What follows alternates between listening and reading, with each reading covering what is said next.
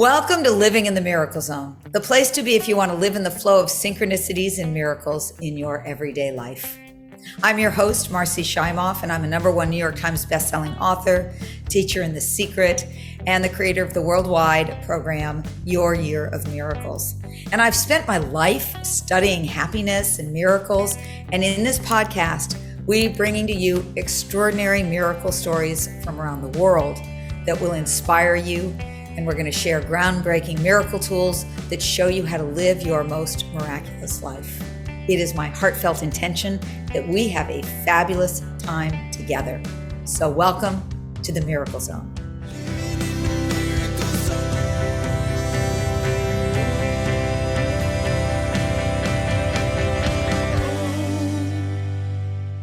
And I am so thrilled that today I get to have with me truly one of my favorite people on the planet, and that is Dr. Margaret Paul. Thank you, Margaret, for being here with us today. Oh, it's my pleasure. And let me just tell you a little bit about Margaret. Dr. Margaret Paul is a best-selling author. She's a relationship expert, and she is the co-creator of the very powerful inner bonding self-healing process. She's been on lots of radio and TV shows, including Oprah. She wrote a number of books, including Do I Have to Give Up Me to Be Loved by You, which I read many, many years ago, decades ago. She's also written Inner Bonding and the Inner Bonding Workbook, and a book that I absolutely love and wrote the foreword to, Diet for Divine Connection. And Margaret has worked with hundreds of thousands of people around the world to move from self-abandonment to self-love, and to really feel their connection to themselves and divine guidance. And I will tell you, my experience with Margaret, I started in the 80s.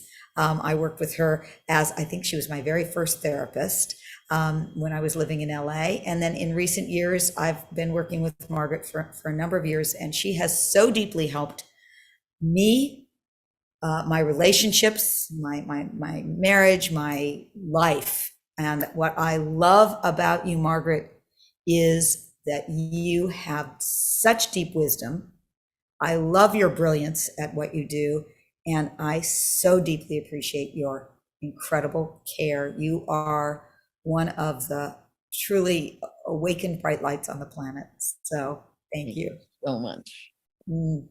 So Margaret, I know your life has not always been miraculous, and I'd love to hear what your journey was like before, and what shifted for you, and how your life is now. Well, like so many people, I came from a dysfunctional family with 2 narcissistic parents. My mother was a rageaholic, and I was an only child, so I got all of it. And my father was great until I was 12, when he became sexually abusive. And so I had to stay away. And it was a very, very lonely childhood.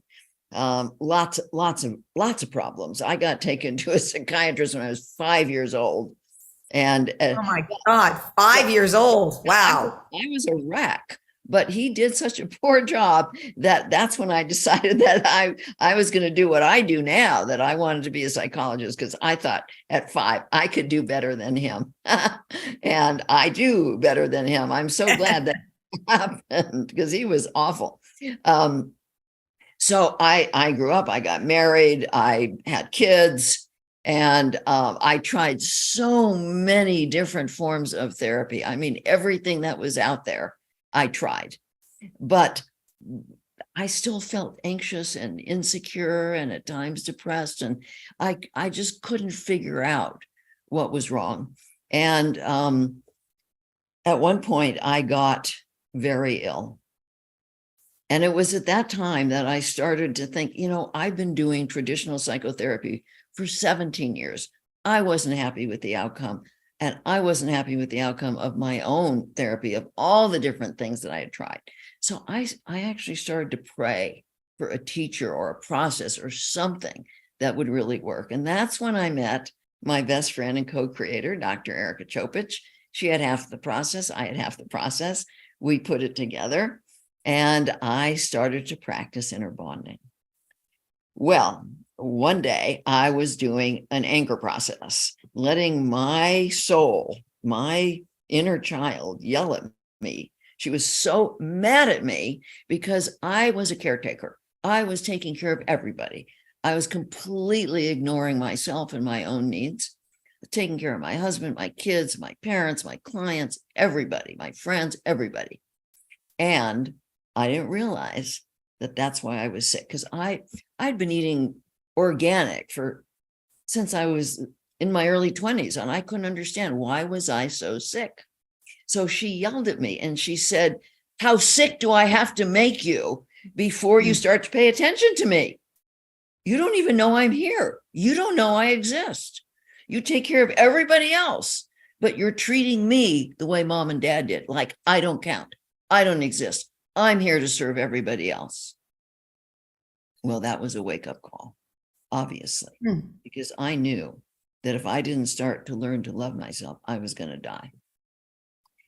Wow. But it was scary. It was really scary because I was terrified that the people who said they loved me really didn't, that they loved how I was giving to them. They loved how I was Mother Earth for everybody. So I was really scared. And unfortunately, everything I was afraid of happened. My parents disowned me. They had been telling me, don't worry about retirement. I was supposed to get a couple $1 million, which they cut me out of the will. My 30-year, yeah, it was a really That's hard. Yeah. And I didn't even find out until my mother died. She hid it from me. Oh my goodness. And my 30-year marriage ended. I did not want a broken family. And 2 of my 3 kids were enraged at me because I wasn't taking care of them the way I had all that time. I was starting to take care of me. They didn't realize that if I hadn't done this, I would die. I was so sick. And of course, I didn't tell them. I was such a caretaker that nobody knew how sick I was. But even though it was so hard, I got me back. And my work started to soar.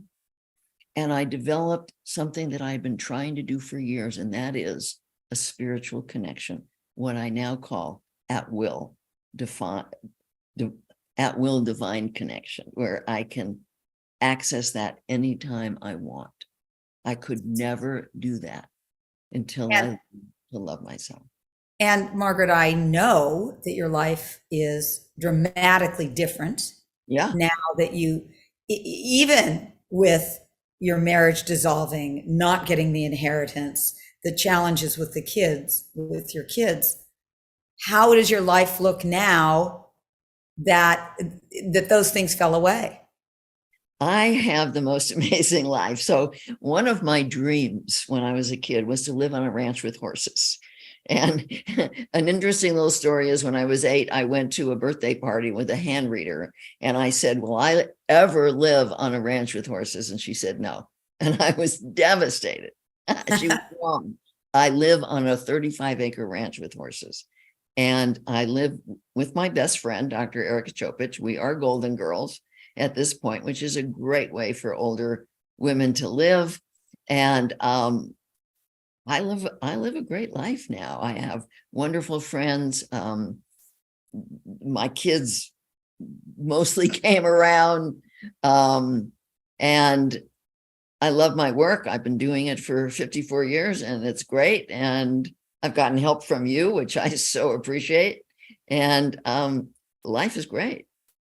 So, Margaret, I would say, my definition of living in the miracle zone is living in that state of we can't create miracles, but we can create the conditions for miracles to show up in our life, where there's just magic, there's synchronicities, there's flow, there's love, there's openness. And I've observed you for many, many years, and I can honestly say that I have always seen you in that state. And yet I can hear people saying to themselves in hearing this story, well, I don't want to have to give up my marriage. I don't want to have my kids, leave. That's a courageous thing.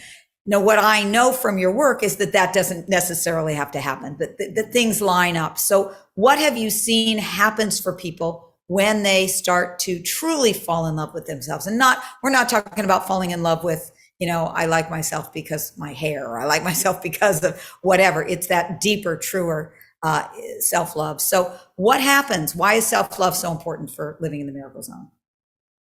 Well, a lot of people don't understand what self-love is. They say, oh, yeah, I love myself. I get my nails done. I take a hot bath. I eat well. And that's great. But loving yourself really means that you learn to define the beauty of your own essence, your own soul, that you don't give that to other people. So many people are, they're on the path of having to do everything right to get approval, having to look right to get approval. That's not loving to oneself. And so through inner bonding, I learned to see my own soul.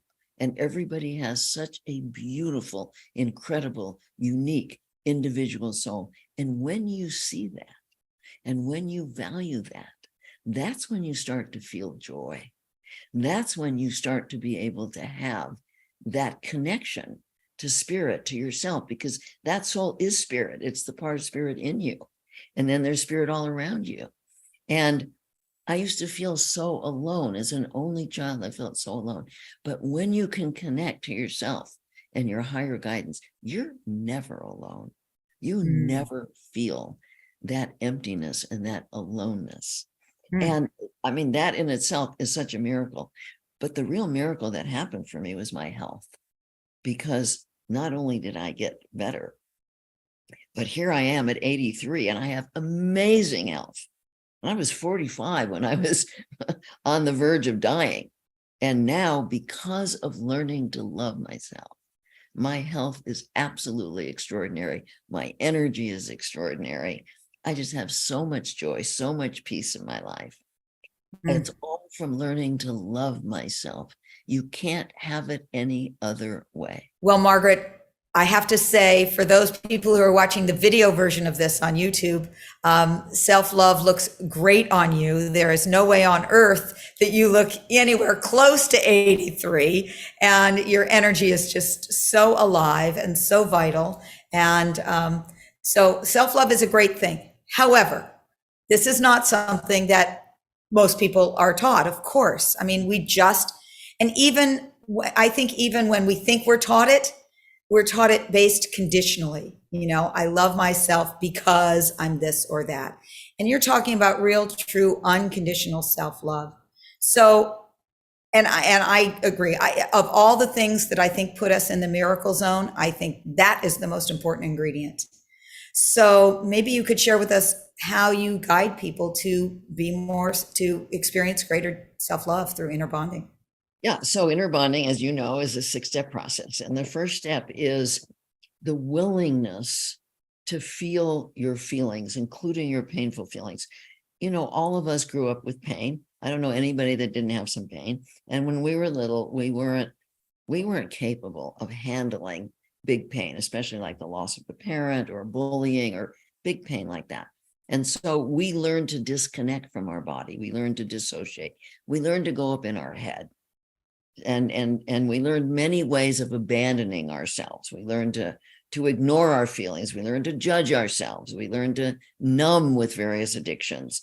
We learned to make other people responsible, other people's approval or love define us rather than learning to define ourselves. And so when we grow up, we have to kind of unlearn all those ways of self-abandonment. And the first step is learning to get back in your body. When we were born, we were in our body. We could feel it. So now we have to get back in our body and be willing to learn to take responsibility for our feelings. Virtually nobody learned to take responsibility for their feelings. If you think about your parents, like my parents would either get mad or they'd withdraw, they'd shut down, they'd stonewall, they'd scream. I mean, that's not taking responsibility for your feelings. So, right. And it's always, you made me mad, or you made me feel this way, or you made me. It's not, oh, wait, what's going on in here? That's right. That's right. Or they drink alcohol, or they'd overeat, or they take a drug. I mean, so many ways of avoiding feelings. Step one is you make a decision. You are willing to feel your feelings again and learn from them, because our feelings let us know whether we're loving ourselves or abandoning ourselves. Our feelings let us know what's happening with other people, what's happening with situations. They have so much information for us. And not being with our feelings is like trying to drive from LA to New York without a map or without road signs or anything. You're just lost. And yet So people, when the feelings are challenging and they're ones that we don't want to feel, which is why we don't feel them, how do we move into being willing to feel them? we have to make a decision. I mean, it's a decision because not feeling them isn't working for people. Mm-hmm. That's when they come to me, when they're not feeling their feelings isn't working anymore. In fact, they're in more pain because of the self-abandonment. They think if they go into their feelings, they're going to have to feel all the pain of the past. That's not what happens. What happens is they need to feel the pain of not loving themselves. That is the biggest pain, of not loving themselves. They have to have the courage to know that most of their pain is coming from how they're treating themselves, from their self-judgments, like I said, from numbing out, from staying in their head, from giving themselves away to other people. They have to be willing to know that. Okay, so once you get inside your body, you scan your body, you notice your feelings, you make a decision, you want responsibility. In step 2, you breathe into your heart and you open to learning. In inner bonding, there's only 2 intentions. One is the intention to control, to avoid your pain, to avoid responsibility. And the other is to open to learning about loving yourself. And that's what changes everything. And when you open to learning, that raises your frequency. And that begins to enable you to connect with your guidance. Because if you're abandoning yourself, you're in anxiety, you're in fear, you're in depression, you're in anger, those are very low frequency feelings. You cannot connect with your guidance when you're abandoning yourself. So you open to learning about loving yourself. And I teach people to just begin to imagine like an older, wiser part of themselves and invite that love and compassion and strength and wisdom and courage into their heart, which creates what we call the loving adult. We have to be an adult, not a child, when we're learning. We have to be curious. We have to be open.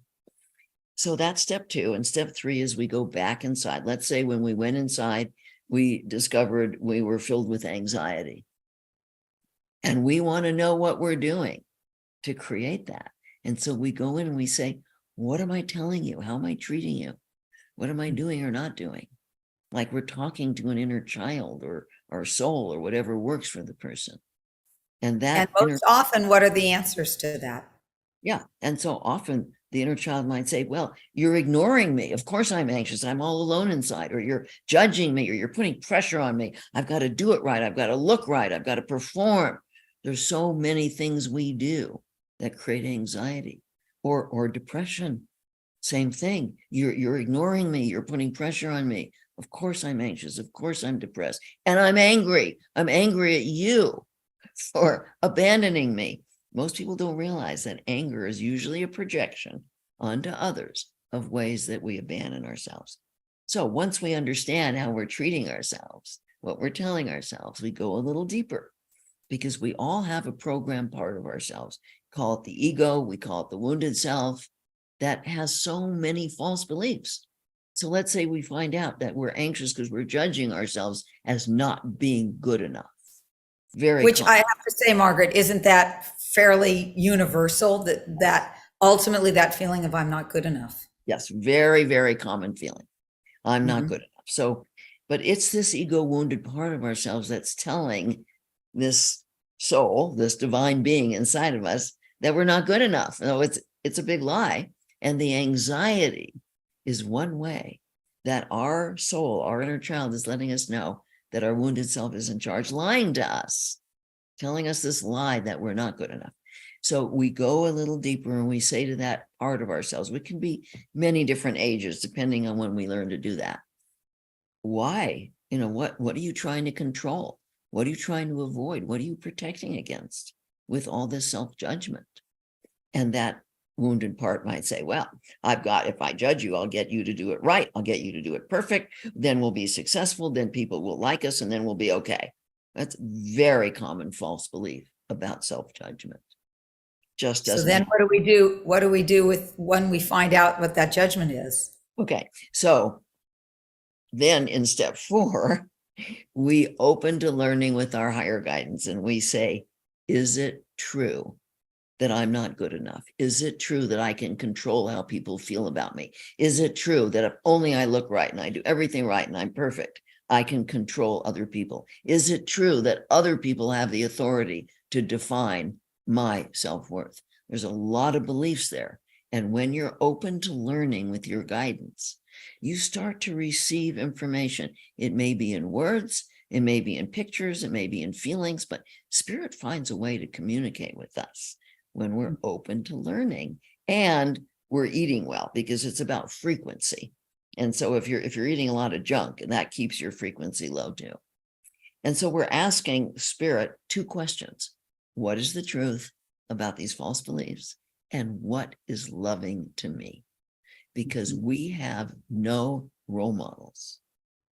I've never met anybody whose parents role modeled taking responsibility for their feelings, showing up as a loving adult for themselves, really taking good care of themselves. So our higher guidance becomes the role model.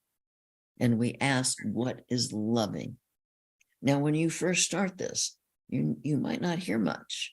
You might not see much, but with practice, that develops. And like I said, at this point, I have that at-will divine connection. I can ask and receive because that information is always there for us. But this is not an instant process, it takes practice. So once everything that needs, everything we're talking about, moving into more of a miraculous life, into the miracle zone, it takes the real commitment, desire to live in a way that is possible. So many people will go, oh, well, yeah, I'd like that. Well, to get that, it takes doing the right things. And to me, this process, inner bonding, is so incredibly powerful. So, okay, so we do that. That's step 4. Then what do we do for 5 and 6? So let's say that your guidance says you need to tell your truth to somebody, or you need to eat better, or you need to exercise, or you need to get more sleep, or something that, or you just need to hold yourself. You need to bring compassion. You need to be aware of your self-judgments. Whatever the loving action is, step 5 is you have to take it. Because if you don't take it, nothing means anything. Doesn't mean anything if you don't take loving care of yourself in the ways that you've been guided to do. And then step 6 is you tune into your feelings again. And if you've taken a loving action, you're going to feel relief. You're going to feel more peaceful. You're going to feel a fullness inside, the fullness of love that we feel when we're taking loving care of ourselves. So, of course, that's a very brief outline of inner bonding. And it's such an incredibly powerful process to move us into the truth, into alignment with our soul. And what have you seen happens for people? I know you've seen millions of, thousands of shifts in people. What would you say are some of the biggest shifts that happen for people when they stop self-abandoning and when they move into this kind of self-love? They start to feel a sense of peace inside rather than anxiety or depression or guilt or shame or any of those, or anger. They start to feel a flow of life, a sense of oneness happening within themselves. They start to be able to look at others and see their souls, get beyond things like racism and sexism and all these things that people are struggling with. Because when we know ourselves, we see others, we see into them. They heal their relationships, because the biggest issue in relationships is people abandoning themselves and then blaming each other and trying to control each other. Whereas when they learn to love themselves, they're all filled up with love and they have love to share with their loved ones. And that changes everything. I've been working with relationships for 54 years, and I'm very successful as long as people are open to doing the work. Including my relationships. I can absolutely attest to that. It's completely life-changing, and it's such a different perspective, because you're not out necessarily trying to fix all the problems that are there. You're looking at what is triggering this in me. what, where in me needs to, is looking for the attention. And by Right. doing that, the relationship shifts. You know, you still may need to work on some agreements and things, but it shifts from where, based on where you're coming from. Yeah, And and people learn not to take things personally. I mean, there's so much mhm, hurt that comes when you take things personally, and you learn not to. And one of the big things is that when you learn through your higher guidance to define your own self-worth, you stop trying to have control over getting love and getting approval and doing everything right. There's so much freedom that comes when you see and value and love who you are in your own essence, and you stop giving authority to anybody. Your higher guidance becomes your authority. You become your own guru. well, ultimately, I think this is what we are on the planet for. Exactly what you're talking about right now, that this is the step that puts us into that state of flow in life. And so where would you suggest people start? So people listening, we're listening to this. What do I do for myself this afternoon when I find myself upset with something or hurt by something? Well, people can go to innerbonding.com and download a free 7-day course that will help them begin the process. But even beyond that is just to open to kindness towards yourself. I mean, that's one of the most important things we can do, is open to being kind to ourselves rather than judgmental. I don't think I've ever worked with a person who wasn't judging themselves in one way or another, and that's really devastating. So just starting to notice that and bring in kindness and caring instead of self-judgment, that we have lots of ways for people to learn inner bonding, that there's the free course, there's my course called Love Yourself, many other courses. And then every other week I do a master class where I do brief inner bonding sessions with people so that they can really see the process at work. And many miracles happen in that, where people see it right in front of their eyes, the miracle happening with even 15 minutes of an inner bonding process. So there's many, many ways of learning inner bonding. There's all the books. People like a workbook, they can do the inner bonding workbook, just many ways.